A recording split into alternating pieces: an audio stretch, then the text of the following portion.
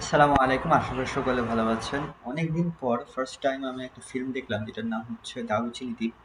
এটা বাংলাদেশের অনেক পুরনো একটা সিনেমা, অর্থাৎ হুমায়ূন আহমেদের সময়কার লেখা কোনো একটা উপন্যাস বা গল্প থেকে এই মুভিটি করা হয়েছে।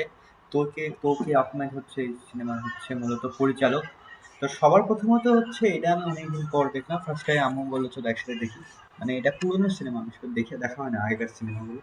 তবে এই সিনেমাগুলো দেখার পর মনে হলো এটা নিয়ে একটু কথা বলা যাক। অনেকে দেখেছেন হয়তো বা অনেকে দেখেননি।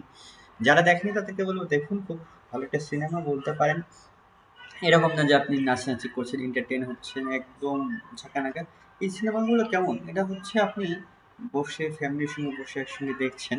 যেটাতে একটা সাবলীল অভিনয় দেখতে পাচ্ছেন, যেখানে আপনারা একটা ফ্রেশনেস দেখতে পাচ্ছেন। কিছু মানুষের একটা জায়গাতে যাওয়ার যে ইচ্ছা, সেই গন্তব্যে তারা পৌঁছাতে পারে নাকি, এটাই মূল কাহিনী। অর্থাৎ দারুচিনি দ্বীপ, আমি প্রথমে নামটা শুনে আমি ভাবছিলাম মনে হয় ওখানে গিয়ে কোনো কাহিনী হবে। যেরকম হচ্ছে Dipu number two, one two, Dipu number one two, তারপর হচ্ছে আহ, এমন কিছু সিনেমা যেগুলো একটু অ্যাডভেঞ্চার টাইপ, এই টাইপের কিছু ভেবেছিলাম।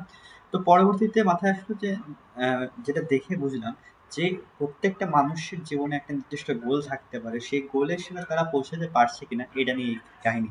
যেখানে প্রত্যেকটি ক্যারেক্টার জীবন্ত, প্রত্যেকটি ক্যারেক্টার আসলে তাদের তারা আমাদের জীবনের প্রতিফলন হিসেবে এই সিনেমায় দেখানো হয়েছে।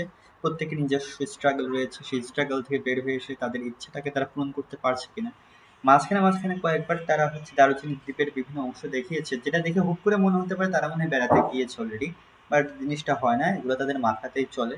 এবং পরবর্তীতে তারা পৌঁছতে পারে কিনা এই নিয়ে কাহিনী।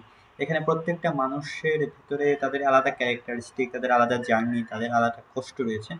ওভারঅল মুভিটা অনেক ভালো। নেগেটিভ পয়েন্ট আমি এখন ধরতে পারবো না, কারণ মুভিটা যে টাইমে, সে টাইমে মানে সে টাইমে তো দেখা হয়নি।